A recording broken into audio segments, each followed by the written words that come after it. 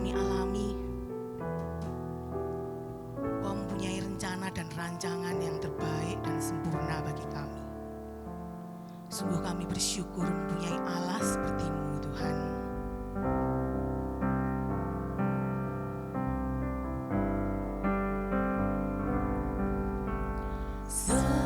Semusim berlalu, namun Kau selalu di hadapanku. Benar Tuhan, kasih dan setia-Mu tak pernah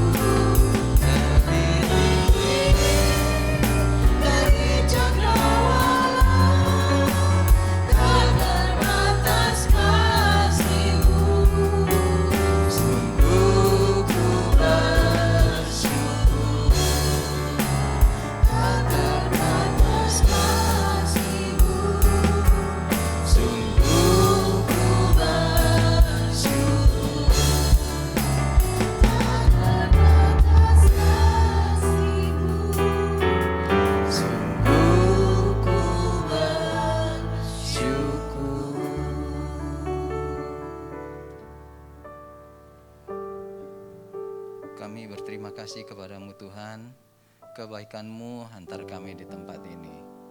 Terima kasih untuk kasih kami kesempatan untuk datang beribadah kepadamu. Kami bisa puji nama-Mu di tempat ini, kami bisa sembah Engkau dengan penuh kebebasan. Kami tahu ketika kami menghadap hadirat-Mu, sesuatu yang dahsyat terjadi dalam kehidupan rohani kami. Dan saatnya kami akan dengar kebenaran firman-Mu. Engkau yang berbicara melalui bibir mulut hamba-Mu. Engkau yang mengajar pakai hamba-Mu untuk menjadi saluran pengajaran-Mu. Biar kami hidup di dalam kebenaran firman-Mu. Berbicaralah kepada kami semua dan urapi kami. Dalam nama Tuhan Yesus Kristus kami sudah berdoa. Amin. Silakan duduk. Salam saudara-saudara. Saya lihat banyak yang saya tidak kenal lagi mukanya. Ada dua hal yang mungkin terjadi. Saya semakin tua atau ada orang baru yang menongolkan diri. Dua-duanya. Oke. That's good. Kita akan berbicara tentang sesuatu yang saya suka untuk bicarakan, yaitu mengenai kasih yang namanya agape. Kalau saudara suka judul, saya kasih judul agape. Mungkin saudara sudah kenal dengan judul sudah familiar dengan istilah ini. Apalagi kita sebagai orang Kristen sangat senang kalau kasih agape, kasih yang dari Tuhan. Nah, sekarang kita akan belajar bagaimana sebenarnya kasih agape itu, atau hakikat kasih agape itu. Apa sih sebenarnya yang Tuhan ajar tentang kasih agape itu? Apakah kasih agape itu sekedar senyum seperti saya gini sampai gigi kering gitu, atau melakukan sesuatu untuk teman-teman dekat kita? Kita akan lihat, dan sebagai orang dewasa pasti kita bisa menerjemahkan apa yang Tuhan mau kita mengerti dalam hidup kita. Saya akan mulai dari satu ayat, yaitu cukup panjang, karena itu kita akan baca dan saudara bersabar dengan saya karena saya sudah berbicara tidak secepat dulu lagi. Lukas pasalnya yang ke-10 ayat 25 sampai 37. Itu ada sekitar 12 ayat ya. 12 apa 13 ayat. So hang on me. 25 sampai 37 Lukas pasal 10 ayat 10 sampai 25 37. Bisa minta tolong ditampilkan, kalau enggak saya bacakan. Saya harap sebenarnya saudara bawa Alkitab untuk bisa mengikuti pembacaannya. Oke, thank you.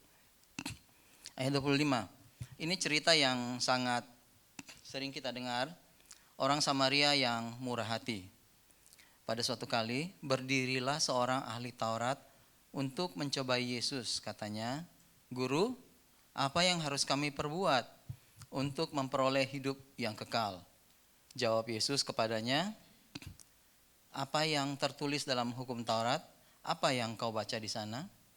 Jawab orang itu, "Kasihilah Tuhan Allahmu dengan segenap hatimu, dan dengan segenap jiwamu, dan dengan segenap kekuatanmu, dan dengan segenap akal budimu. Dan kasihilah sesama manusia seperti dirimu sendiri." Kata Yesus kepadanya, "Jawabmu itu benar. Perbuatlah demikian, maka engkau akan hidup." Tetapi untuk membenarkan dirinya, orang itu berkata kepada Yesus, "Dan siapakah sesamaku manusia?" Jawab Yesus, "Adalah seorang yang turun dari Yerusalem ke Yeriko. Ia jatuh ke tangan penyamun-penyamun yang bukan saja merampoknya habis-habisan, tetapi juga memukulnya, dan yang sesudah itu pergi meninggalkannya setengah mati, sekarat. Kebetulan ada seorang imam turun melalui jalan itu. Ia melihat orang itu, tetapi ia melewatinya dari seberang jalan. Demikian juga seorang Lewi datang ke tempat itu. Ketika ia melihat orang itu, ia melewatinya dari seberang jalan. Lalu datang seorang Samaria yang sedang dalam perjalanan ke tempat itu, dan ketika ia melihat orang itu, tergeraklah hatinya oleh belas kasihan. Ia pergi kepadanya lalu membalut luka-lukanya. Sesudah ia menyiramnya dengan minyak dan anggur, kemudian ia menaikkan orang itu ke atas keledai tunggangannya sendiri, lalu membawanya ke tempat penginapan dan merawatnya. Keesokan harinya ia menyerahkan 2 dinar kepada pemilik penginapan itu, katanya, rawatlah dia, dan jika kau belanjakan lebih dari ini, aku akan menggantinya waktu aku kembali. Siapakah di antara ketiga orang ini menurut pendapatmu adalah sesama manusia dari orang yang jatuh ke tangan penyamun itu? Jawab orang itu, orang yang telah menunjukkan belas kasihan kepadanya. Kata Yesus kepadanya, pergilah dan perbuatlah demikian. Nah, sampai sedemikian jauh pembacaan firman kita, saudara-saudara, berbicara mengenai kasih agape. Kasih agape adalah kasih yang ditawarkan oleh Tuhan. Kasih yang boleh saya katakan, saudara tahu posisi bayi kalau kakinya ada di bawah, istilah kedokterannya apa? Sungsang. Nah, kasih yang ditawarkan oleh Tuhan Yesus adalah kasih yang sungsang. Kasih yang tidak lazim didengar oleh orang dunia ini. Kasih yang tidak umum untuk dipraktekkan oleh orang-orang pada zaman itu. Nah, itulah yang ditawarkan oleh Yesus. Kekerasan adalah sesuatu yang usang. Waktu Yesus memberitakan kasih agape ini, dia sedang mewartakan bahwa kekerasan adalah sesuatu yang usang di kerajaannya yang baru. Agape adalah kasih yang baru, pola yang baru dalam memerintah. Agape dalam bahasa Yunani adalah secara singkat kasih yang tidak bersyarat. Kalau saudara mau lebih lanjut lagi, kasih yang tidak lazim, saya catat di sini. Kasih yang melampaui kepentingan diri sendiri, lebih daripada perasaan kita. Agape adalah tindakan mengasihi mereka yang tidak patut dikasihi, sekalipun itu musuh. Itulah kasih agape yang diinginkan oleh Yesus. Atau kalau kita mau expand lebih jauh lagi, kasih agape adalah rela menderita. Berbicara tentang kemurahan hati, pengampunan dan belas kasih. Semua itu inti agape. Tapi waktu ini diberikan kepada kita, kita bingung bagaimana pengaplikasiannya. Bagaimana kita harus aplikasikan agape ini di dalam kehidupan kita sehari-hari. Bagaimana agape ini? Ada begitu banyak kejadian di dunia ini yang kita harus memilih. Kita harus menentukan apakah kita sedang melakukan kasih yang biasa-biasa saja, yang menurut pola kerajaan, atau itu kasih agape yang menurut pola kita, atau kasih agape pola baru yang Tuhan sedang tawarkan. Dalam kebingungan seperti inilah Yesus memberikan satu contoh yang bagus mengenai kasih agape. Dalam kisah ini ada seseorang yang bertanya, bagaimana supaya aku dapat hidup yang kekal? Sepanjang Alkitab cuma 2 kali pertanyaan mengenai bagaimana dapat hidup yang kekal. Yang pertama, kalau saudara baca, ada seorang anak muda. Dia tanya, tapi kita tidak cerita. Yang kedua, ini orang ahli Taurat bertanya kepada Yesus. Terus Yesus bilang, apa yang tertulis di kitabmu? Kasihlah sesama manusia seperti dirimu sendiri. Kasihlah Tuhan Allahmu. Hukum yang setara, jadi ada 2. Kemudian Yesus bilang, ya bikin seperti itu. Mengasihi, dalam arti kasih agape. Nah, untuk membenarkan dirinya sendiri, ahli Taurat ini bertanya begini, siapakah sesamaku manusia? Dan Yesus kasih satu perumpamaan ini untuk memberikan kepada kita siapa sesama manusia itu dan contoh penerapan kasih agape, pola kerajaan baru yang sedang diterapkan oleh Yesus dalam kehidupan dunia ini. Dan seperti yang saudara sudah baca tadi, saudara lihat bahwa Yesus menceritakan seseorang Samaria. Nah, cerita di atas tadi, waktu orang mendengarkan, mereka akan punya ekspektasi. Ekspektasinya oke lah, ada imam, ada orang Lewi. Mereka kan orang yang tidak bisa disentuh. Dalam adat Yahudi kalau kita kesentuh sama mayat, kita jadi najis. Atau orang yang luka itu menjadi najis dan harus mengkuduskan diri. Oke, itu wajar. Nanti ending-endingnya Yesus itu akan bilang, ini orang-orang ini, dia akan mengecam kepala rumah ibadat. Dia akan mengecam imam-imam. Dan harapan mereka akan ada seorang petani yang humble, petani yang rendah hati, yang nongol nanti orang Yahudi yang profesinya bukan imam dan petani. Jadi itu harapan mereka. Yang penting orang Yahudi. Dan Yesus menunggang balikkan ekspektasi mereka, harapan mereka. Yang dia kasih bukan petani, bukan orang Yahudi, tetapi seorang Samaria. Itulah sebabnya judulnya orang Samaria yang baik hati. Nah, kalau saudara-saudara tidak terlalu mengerti kenapa Yesus memberikan, kenapa ini menunggang balikan ekspektasi orang, saya mau beritahukan kepada saudara sedikit latar belakang mengenai orang Samaria. Mungkin ada yang ngomong gini, oh orang Samaria itu orang kafir. Bukan, orang Samaria itu muncul sekitar kurang lebih 400 sebelum Masehi, tahun 400 sebelum Masehi. Mereka itu merupakan bangsa yang campuran, kawin campur antara orang Yahudi dengan bangsa-bangsa yang ada di luar. Begitu tidak sukanya orang Israel, orang Yahudi kepada orang Samaria, sampai kalau ada perempuan Samaria masuk ke dalam satu kota, ada orang Samaria tinggal di satu kota, maka satu kota itu akan dianggap tidak kudus sampai waktu pengkudusan selesai sekitar 7 atau 8 hari kalau tidak salah, seperti itu. Artinya begini, kalau ada perempuan yang bersentuhan antara perempuan Yahudi atau orang Yahudi bersentuhan dengan orang Samaria, maka orang itu menjadi najis. Begitu jeleknya orang Samaria di hadapan orang-orang Yahudi. Bagi pikiran orang Yahudi, saya catat di sini supaya saya tidak salah kutip buat saudara, supaya saudara mengerti secara jelas. Kita ada dalam satu halaman bagaimana orang Samaria itu, saya bacakan catatan saya. Bagi pikiran orang Yahudi, bangsa Samaria lebih buruk daripada bangsa-bangsa kafir. Saudara mesti mengerti itu. Mereka menyatakan, orang Samaria menyatakan bahwa bait suci itu adalah tempat ibadah yang sejati. Sementara untuk orang Yahudi, tempat beribadah yang sejati adalah bait Allah. Saudara-saudara, ketika orang Samaria menolak memberikan tempat persinggahan bagi Yesus, Yakobus dan Yohanes begitu marah sehingga mereka meminta Yesus membinasakan desa itu dengan api dari langit. Ada kisahnya dalam Lukas pasal 5 ayat 9 ayat 51. Waktu Yesus mau singgah ke satu desa, di desa Samaria, dan orang Samaria tidak beri tumpangan karena Yesus orang Yahudi. Yakobus dan Yohanes marah dan meminta Tuhan turunkan api dari langit untuk membakar desa itu. Karena orang Samaria buat orang Yahudi tidak ada artinya.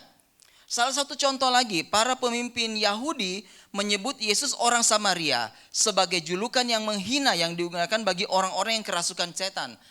Yohanes 8 ayat 49. Saudara bisa catat itu. Itulah sebabnya saya suka kita punya catatan sebenarnya untuk hal ini. Yohanes pasal 8 ayat 49 untuk menyatakan bagaimana orang Samaria ini di hadapan orang Yahudi. Jadi saudara bisa mengerti, waktu Yesus buat perumpamaan ini tidak pernah terbersit sedikit pun di kepala orang Yahudi bahwa orang Samaria akan menjadi pahlawan at the end of the story. Gitu. Di akhir dari cerita ini mereka harapkan siapapun itu nanti, sekalipun dia seorang petani, mereka punya ekspektasi dia tetap akan jadi orang Yahudi, bukan orang Samaria. Waktu Yesus sebut ada orang Samaria dan dia jadi pahlawan, maka terbongkarlah dunia mereka. Terbongkarlah apa yang mereka pikir selama ini, yang mereka harapkan. Nah, untuk saudara lebih mengerti lagi, perkawinan campuran itu ditabukan gitu untuk orang Samaria. Jadi seperti ada gempa bumi yang hebat yang terjadi kepada orang Yahudi waktu Yesus ceritakan hal ini buat mereka. Orang Samaria yang mewakili saingan daripada orang Yahudi menjadi seorang pelayan. Orang Samaria yang dianggap menentang semua perintah dan upacara, justru dia yang menawarkan pertolongan dan kelembutan. Justru dia yang menjadi pahlawan. Minyak dan anggur dituangkan. Nah, minyak dan anggur itu obat antiseptik secara kasar pada waktu itu, saudara-saudara. Akan tetapi keduanya dianggap ternoda jika disentuh oleh orang Samaria. Nah, saudara bayangkan, anggur dan minyak ini dicurahkan secara melimpah oleh orang Samaria ini kepada orang yang terluka tadi. Terus hanya cerita ini menjelaskan dengan jelas kepada kita. Cerita ini memberikan satu contoh yang jelas kepada kita bagaimana hakikat daripada kasih agape itu. Kasih agape yang pertama adalah tidak pilih kasih. Itu yang pertama. Ciri khas atau hakikat dari agape yang pertama adalah dia tidak pilih kasih. Kasih kerajaan mengejek pertanyaan orang-orang ahli, siapakah sesamaku? Saya mencatat seperti itu. Murid-murid Yesus harus mengasihi tanpa pilih kasih, melampaui kewajiban semata-mata. pelaksanaan agape tidak menarik garis tanggung jawab untuk kita melakukan yang satu dan tidak melakukan yang lain. Kasih agape justru melayani orang yang tidak kita anggap layak untuk menerima kasih itu. Di sini saya catat agape tidak pilih kasih. Jadi tidak ada seorang pun dalam lingkup pola hukum kerajaan Allah yang tidak layak untuk menerima kasih itu. Semua orang rata, semua orang sama. Kasih agape melayani semuanya tanpa pilih bulu. Itu yang Yesus coba jelaskan kepada kita. Saya tidak tahu dalam kehidupan kita sehari-hari bagaimana kita mengaplikasikan kasih ini. Ada banyak di antara kita yang mengasihi kalau orang mengasihi kita. Ada sistem begini, saya lihat dan sistem ini berkembang begitu luar biasa. Kalau misalnya dalam acara-acara Natal atau Tahun Baru, kita dapat semacam seserahan kue ya gitu dari tetangga kita. Secara moral kita merasa bahwa kita wajib untuk memberikan sesuatu sebagai balasannya secara moral gitu. Nah, kalau orang tidak berbuat itu, tidak ada beban moral di hati kita untuk membalas kepada mereka. Artinya orang ini dia tidak memberi kepada saya, dia tidak layak. Orang ini dia tidak terlalu nice selama 1 tahun ini kepada saya. Enggak usahlah dikasih, enggak ada sumbangannya, tidak ada sumbangsinya dalam hidup saya selama 1 tahun ini. Berbeda dengan kasih agape. Kasih agape mengajar kepada kita bahwa siapapun yang ada di dunia ini, dia layak untuk menerima kasih itu. Nah, satu hal yang saya suka karena saya tahu tempat gereja di sini begitu giat untuk turun ke jalan berdoa untuk orang-orang. Satu hal yang saya suka adalah bahwa ketika kita turun ke jalan, kita tidak turun dan bertanya apakah mereka itu Kristen atau Hindu, apakah mereka itu terima Tuhan atau tidak. Yang kita tanyakan apakah mereka butuh sesuatu, mau didoakan, dan kita berdoa buat mereka. Saya pikir secara lingkup kecil, kasih agape sedang dipraktekkan di sini. Kita melakukan sesuatu, berbuat kebaikan untuk orang, tanpa kita memilih agamanya, tanpa kita memilih dia kaya atau miskin, dan itu menakutkan saya. Saya ini sering menginjil, turun, pergi kampung-kampung. Sangat fasih kalau berbicara soal penginjilan. Tapi waktu saya ikut satu, apa yang dibilang di sini? Ya, HOTS itu. Training HOTS itu. Dan saya harus praktek turun ke jalan. Saya jadi seperti orang yang baru kali itu untuk mendoakan orang yang sakit. Saya bingung, di mana saya mesti mencari. Dalam waktu yang sesingkat ini apa yang harus saya bicarakan gitu. Apa yang harus saya praktekkan. Bagaimana nanti memulainya. Sekalipun di kepala saya penuh dengan teori. Seumur hidup saya mengajarkan tentang teologi. Tapi waktu turun ke jalan untuk mempraktekkan hal ini menjadi sesuatu yang sepertinya sangat berat buat saya. Ya praise God. Tanpa susah-susah payah saya duduk, ada orang duduk dan bilang hidup ini berat. Saya juga berat rasanya dan saya doakan dia sembuh gitu. Maksudnya Tuhan menolong dalam hal ini. Artinya begini, waktu mempraktekkan kasih agape, kita gak perlu cari-cari. Tuhan pasti sediakan ladangnya, Tuhan sediakan arenanya, Tuhan siapkan orangnya. Dan Tuhan siapkan skenarionya buat kita. Kasih agape tidak pilih bulu. Waktu Tuhan siapkan buat kita artinya begini. Masa Tuhan siapkan ini? Dia kan gak satu kepercayaan sama saya. Loh masa Tuhan siapkan ini? Lah orang ini kelihatannya belum mandi bertahun-tahun ya. Gimana saya dekati gitu. Saya kan orangnya bersihan gitu. Jijian gimana mesti dekati orang seperti ini. Saudara mesti tahu waktu saudara setuju dengan ini bahwa kasih agape itu tidak pilih kasih. Artinya waktu Tuhan sediakan buat saudara, saudara harus siap untuk melaksanakan kasih agape itu. Dengan begitulah kita tidak terlalu banyak pertanyaan. Bagaimana nanti saya praktekkan kasih agape ini? Karena waktu saudara pilih bahwa kasih agape itu tidak pilih kasih. Artinya Tuhan sedang siapkan ladang buat saudara. Tuhan sedang siapkan panggungnya. Tuhan sedang siapkan skenarionya. Saudara gak perlu takut. Tuhan tidak pernah kasih kita sesuatu yang tidak mungkin bisa kita lakukan. Tuhan selalu kasih kita apa yang bisa kita perbuat, apa yang bisa kita tanggung. Bahkan pencobaan pun seperti itu. 1 Korintus kan, ada yang ingat 1 Korintus 15? Pencobaan-pencobaan yang kamu alami, dan suara saya mulai hilang. Pencobaan-pencobaan yang kamu alami adalah pencobaan-pencobaan biasa yang tidak melebihi kekuatanmu. Sebab Allah itu apa? Setia. Dia tidak membiarkan kamu dicobai melebihi kekuatanmu. Dan tidak berhenti di situ saja. Pada waktu kamu dicobai, Ia akan memberikan jalan keluar supaya kamu dapat menanggungnya. Dalam terjemahan lama dibilang supaya kamu cakap menahannya. Artinya kita punya skill, kita punya keahlian dalam menghadapi dan melakukan apa yang Tuhan mau kita lakukan.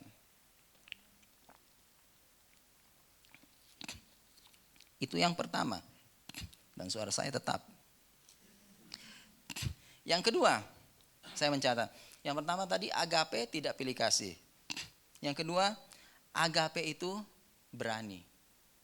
Agape itu harus berani. Waktu kita menerapkan kasih agape, kita adalah orang yang berani. Kenapa saya bilang agape itu berani? Karena agape itu menembus aturan agama. Seperti yang saya cerita tadi, orang Samaria tidak bergaul dengan orang Yahudi. Haram hukumnya bergaul dengan orang Yahudi. Orang kafir, orang Samaria itu lebih jelek dari orang kafir bagi orang Yahudi. Jadi tidak bergaul sama sekali. Tapi orang Samaria ini berani menembus apa? Sosial dan segala macam gitu, berani menembus aturan agama hanya untuk menolong orang Yahudi yang sedang terluka itu. Kebiasaan keagamaan tidak menghalanginya. Agape membatalkan norma-norma sosial yang ada. Saya catat di sini. Agape itu apa ya? Berbeda dengan imam yang merasa takut kalau bayangannya kena. Itulah saudara mengerti kenapa dikatakan imam itu lewat seberang jalan.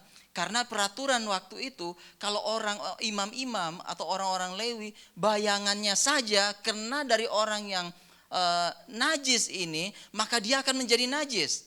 Itulah sebabnya dikatakan dengan jelas dia memilih jalan yang lain di seberangnya supaya bayangannya tidak kena. Nah orang Samaria ini berani menembus aturan agama. Dia menembus rintangan-rintangan sosial yang menyembunyikan manusia di penjara, yang memisahkan manusia, yang membangun tembok. Dia tembus itu. Dia turun dari keledainya dan dia rawat orang itu. Ada satu keberanian. Jadi waktu Tuhan menceritakan tentang kasih agape kepada kita, hal kedua yang harus kita mengerti, Tuhan akan siapkan satu keberanian buat kita. Dan kita harus punya keberanian untuk menembus batas-batas yang sudah ditetapkan oleh manusia. Ada begitu banyak hal yang ditetapkan oleh manusia untuk kita tidak bergerak. Ada begitu banyak peraturan-peraturan agama yang ditetapkan oleh manusia untuk kita tidak menolong orang lain gitu saudara-saudara. Bahkan orang Kristen pun. Salah satu contoh, saya ke rumah sakit. Terus orang itu bilang lain kali kalau datang bawa anointing oil apa ya? Minyak urapan. Bawa minyak urapan. Nah setelah minggu depannya saya datang, kami bawa minyak urapan. Kemudian pertanyaan berikutnya, ini minyak urapan dari gereja mana? Soalnya kami dari gereja ini tidak diizinkan untuk pakai minyak urapan dari gereja yang lain.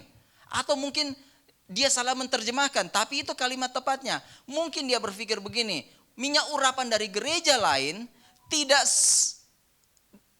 sedahsyat khasiatnya dengan minyak urapan dari gereja dia sendiri. Ada batasan-batasan. Batasan-batasan seperti ini dengan sangat sedih harus kita akui dilakukan oleh gereja-gereja bahkan orang-orang Kristen. Sehingga menghalangi kasih agape ini untuk ditampilkan secara berani. Hanya orang-orang yang berani, yang mengerti akan kasih agape ini, yang berani menembus tembok-tembok seperti ini. Kalau enggak, kita jadi katak dalam tempurung. Kita hanya terbatas dengan itu dan itu saja. Kita tidak akan pernah berkembang karena kita membatasi kuasa Allah. Karena sebenarnya kuasa Allah kan bukan minyaknya. Minyak itu cuma sarana saudara-saudara. Tapi saya sedang tidak berbicara soal minyak. Terserah saudara mau pakai minyak goreng, minyak apapun gitu. Karena buat saya ya minyak urapan yang dipakai di sini, saya pakai masak di sana gitu. Itu kan minyak olive oil. Dan minyak itu sehat. Nah saya pakai goreng telur segala macam. Saya pulang ke Indo ya ternyata dipakai sebagai minyak urapan. Kan secara budaya wow itu shock sekali gitu untuk kita. Nah makanya saya tidak mau berbicara lebih panjang mengenai minyak. Saya takut ada yang tersinggung dan menyiram saya dengan minyak. Tapi yang perlu kita ingat adalah kasih agape itu tidak pilih kasih. Yang kedua, kasih agape itu berani. Yang ketiga, kasih agape itu merepotkan saudara. Saudara harus tahu itu. Dia ada di keledainya, sedang dalam perjalanan santai-santai dengan barang-barang di atasnya, tapi dia harus turun. Dia harus bebat orang itu. Dia siram dengan minyak dan anggur. Sangat merepotkan. Makan waktu. Membalut bukan hal yang mudah. Mengurus dengan minyak dan membersihkan bukan cuma 1-2 menit. Perlu kehati-hatian. Kasih agape merepotkan. Dan juga kasih agape itu mengandung resiko. Karena kalau kita lihat stage ini bisa saja cuma jebakan. Zaman dahulu dari tempat perjalanan Yeriko itu dipenuhi oleh bandit-bandit. Sangat lazim. Misalnya bandit itu menaruh seorang perempuan atau seorang laki-laki yang terluka sebagai pancingan untuk orang berhenti. Waktu orang itu berhenti dengan leluasa, bandit-bandit yang ada di sekitarnya bisa merampok orang yang berhenti itu. Itu sebagai pancingan. Itu hal yang umum terjadi pada waktu itu. Saya bacanya di Philo, seorang sejarawan Israel pada masa Yesus. Ada buku tebal namanya Philo dan Yosefus. 2 buku itu menceritakan bagaimana kehidupan dan latar belakang dari orang-orang yang hidup pada zaman Yesus. Jadi hal yang lazim. Artinya begini, waktu dia turun dan menolong orang Yahudi yang sedang terluka itu, dia sedang merepotkan dirinya dan dia sedang mengambil resiko dirampok juga. Prakteknya bagaimana? Saya tidak mau bawa saudara supaya saudara terharu biru dengan kejadian seperti ini. Tapi begini, waktu saudara ingin melakukan sesuatu yang baik buat orang, kadang-kadang kan kita memikirkan untung ruginya. Apakah waktu saya tidak tersita, waktu saya tolong orang ini? Apakah ada untungnya buat saya waktu saya buat kebaikan buat seseorang? Jangan-jangan nanti saya malah sakit hati. Apa ya istilahnya di sini? Orang Jawa bilang ngelunjak orangnya gitu loh. Nggak tahu berterima kasih. Jadi akhirnya ending-endingnya saya sakit hati. Saya sudah kenal orang ini. Orangnya seperti ini. Lebih baik saya tidak tolong untuk menghindari permasalahan di masa depan. Itu pola berpikir yang ada sebelum Yesus datang. Dan Yesus tawarkan pola berpikir yang baru. Pola pikir kerajaannya. Dan itu adalah kasih agape. Salah satu hakikat daripada kasih agape adalah dia merepotkan dan mengandung resiko. Masalahnya, maukah kita tetap melakukannya? Karena itu pola. Pola itu diberikan kepada kita untuk dilakukan. Bukan untuk kita lihat-lihat, bukan untuk kita baca, dan bukan untuk kita renungkan saja. Tapi kasih agape adalah kasih yang bertindak. Lalu yang berikutnya kasih agape itu mahal. Kenapa saya bisa bilang kasih agape mahal? Ya dari cerita ini tadi. Dia turun, dia buang anggurnya yang mahal. Dia buang minyaknya yang terbaik untuk bersihkan lukanya sebagai antiseptik.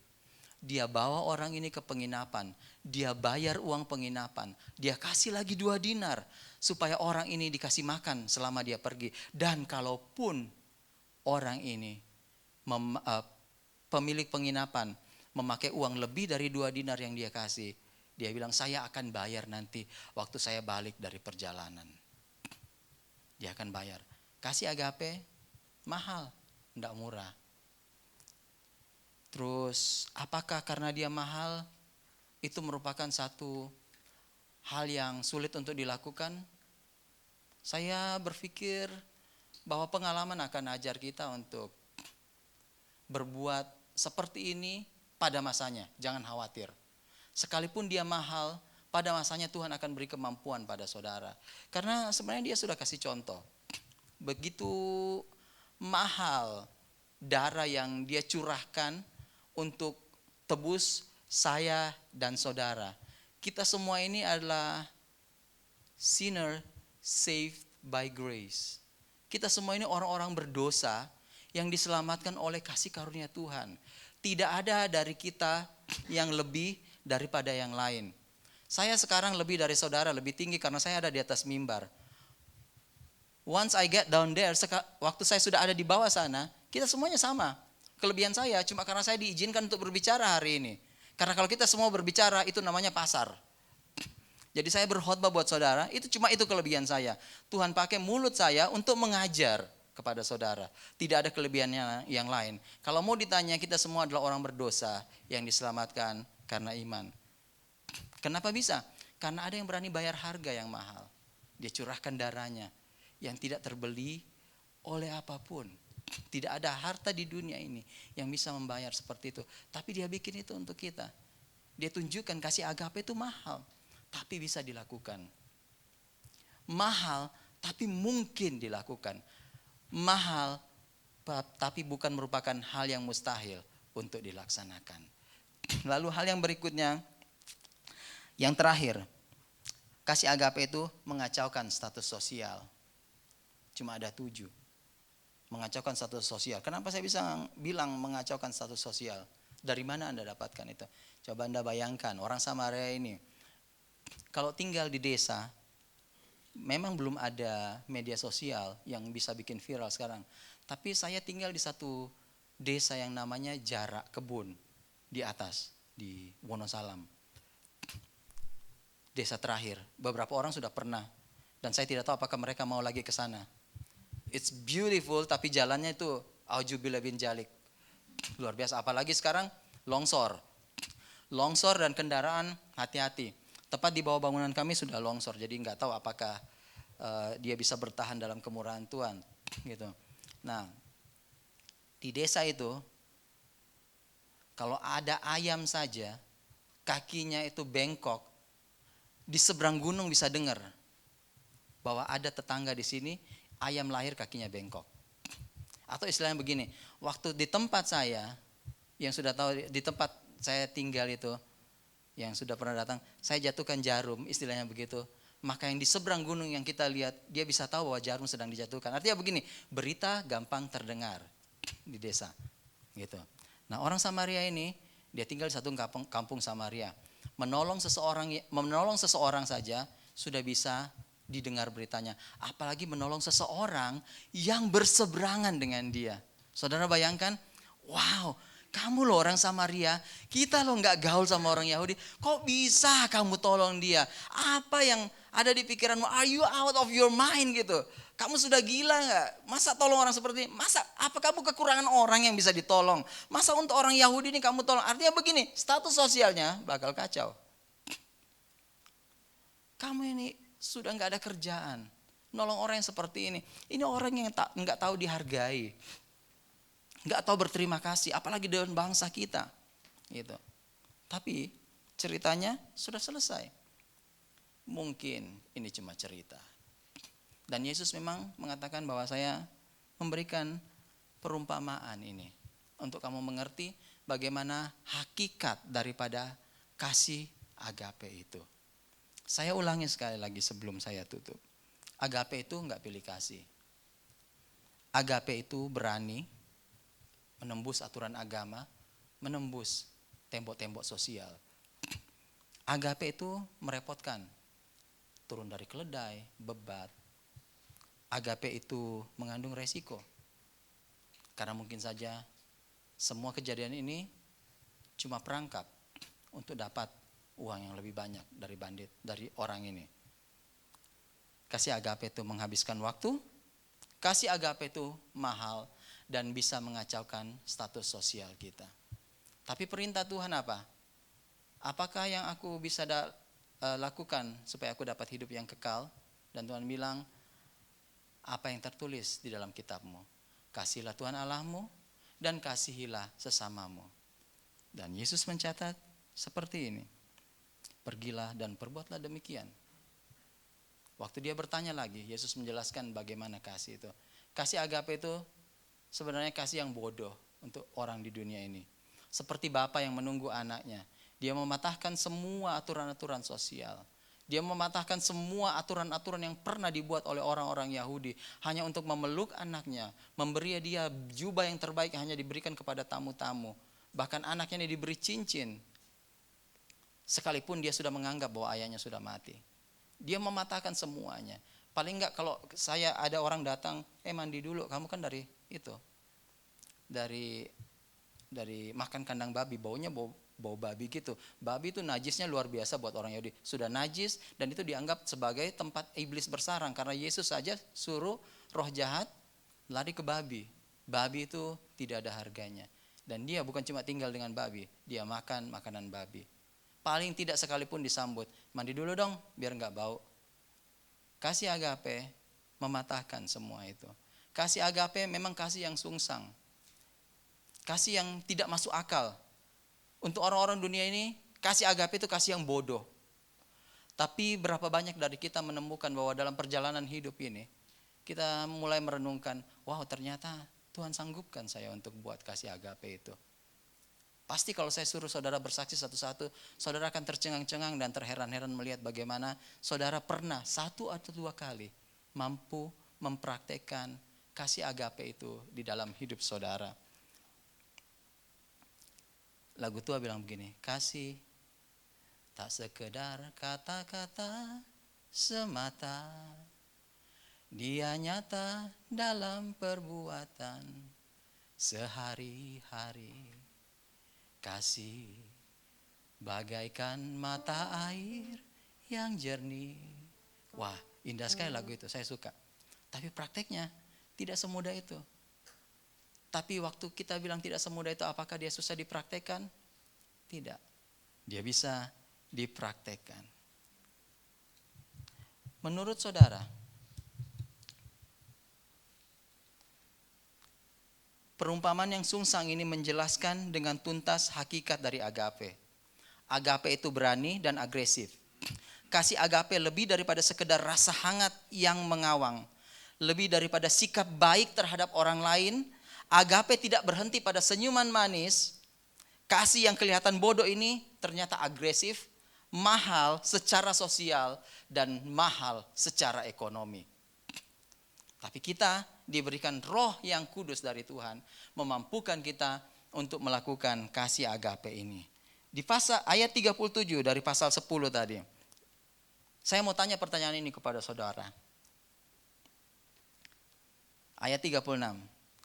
Di antara imam Lewi, orang Samaria dan imam-imam ini, menurut saudara sudah baca tadi, tapi menurut saudara sendiri, siapakah yang menurut saudara sesama manusia dari orang yang jatuh ke tangan penyamun ini? Siapa menurut saudara?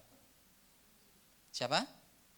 Orang Samaria. Oke, saudara setuju hal itu? Kalau begitu saya akan bacakan ayat 37. Jawab orang itu, orang yang telah menunjukkan belas kasihan kepadanya, seperti jawaban saudara. Dan Yesus berkata kepada orang-orang ahli Taurat itu, dan hari ini karena saudara mengakui itu, dia berkata kepada saudara begini, pergilah dan perbuatlah demikian. Kasih agape tidak perlu teori terlalu banyak. Jadi akhirnya Yesus bilang begini, kalau kamu sudah mengerti itu, go and do it. Pergi dan buat. Itu inti firman Tuhan. Makanya dikatakan, jadilah pelaku firman dan bukan hanya pendengar. Percuma saya kasih kita teori banyak tentang kasih agape, tapi waktu saudara keluar, saudara tidak bikin kasih itu. Waktu saudara keluar, the minute saudara ada di luar dari pintu ini, Tuhan sedang buka arena buat saudara untuk mempraktekkan kasih agape itu. The minute you walk out, ada di halaman, Tuhan sedang buka panggung buat saudara untuk praktekkan kasih agape itu. Dan Tuhan akan terjemahkan itu di hati kita semua. Tidak perlu bingung, apa nanti yang harus saya buat. Tapi waktu saudara keluar, Tuhan akan tunjukkan. The minute di saat saudara mulai ambil kendaraan dan keluar, saat itu juga Tuhan sedang siapkan panggung untuk mempraktekkan kasih agape itu. Mungkin bukan pada lingkungan yang besar dulu. Mungkin suami dan istri, mungkin kasih agape itu sudah terlalu mahal untuk dipraktekkan. Cuma sebatas senyum saja karena sudah terlalu berat, mahal secara sosial, belum gengsi. Saya dibesarkan tidak terlalu penuh dengan belas kasih. Gengsi saya kalau bilang sayang ke orang yang menjadi teman hidup saya. Mungkin dengan anak-anak, saya loh terbiasa dipukul, bilang gitu. Ya harus besarkan anak seperti itu.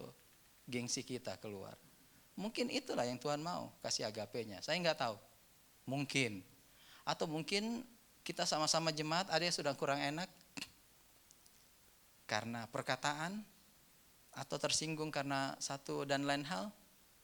Saya pikir Tuhan sedang buka kancah, skenario, arena buat kita supaya kasih ini bisa kita praktekkan. Teori tidak perlulah, mari kita praktekkan dan kita akan jadi pelaku firman. Kita bangkit berdiri, kita doa.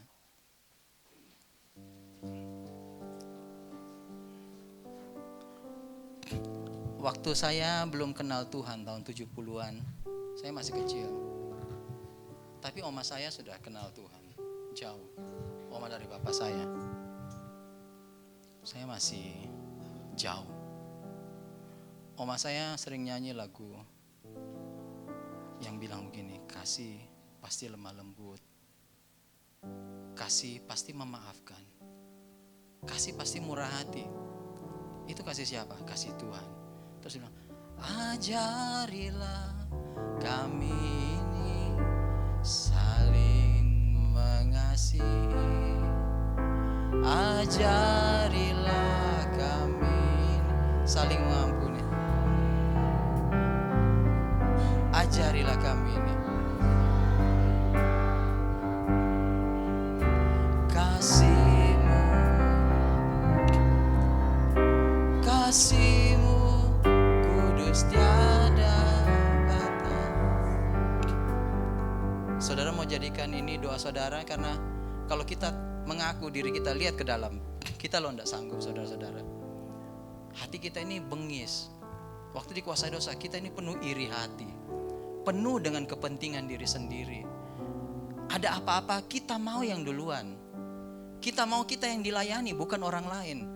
Itu natural habit kita. Natural habit dari dosa. Kita mau kita yang dilihat. Itulah sebabnya ada American Idol. Itulah sebabnya ada Britain Idol. Itulah sebabnya ada Indonesian Idol. Karena banyak orang yang ingin menjadi idol. Banyak orang punya keinginan untuk dilihat, diperhatikan, disanjung. Dalam dunia-dunia seperti inilah kasih agape sangat sulit dipraktekkan. Kenapa kita enggak minta Tuhan di atas segala Tuhan itu ajar kita untuk mengasihi? Dia mau ajar kita. Masalahnya kita mau buka hati enggak? Kita jadikan doa kita. Ajarilah kami saling mengasihi. Ajarilah kami ini saling mengampuni. Ajarilah kami ini kasih-Mu ya Tuhan, kasih-Mu kudus tiada batas. Sekali lagi. Ajarilah kami ini saling mengasihi. Ajarilah kami saling mengampuni. Ajarilah kami ini kasih-Mu ya Tuhan, kasih-Mu kudus tiada batas. Terima kasih Tuhan. Tuhan sudah bicara. Sesuatu yang kelihatannya mustahil bisa kami lakukan bersama-sama dengan Tuhan. Ajari kami untuk mengasihi lebih lagi dan lebih lagi, sehingga nama Tuhan dipermuliakan melalui hidup kami. Dalam nama Tuhan Yesus Kristus kami sudah berdoa. Amin.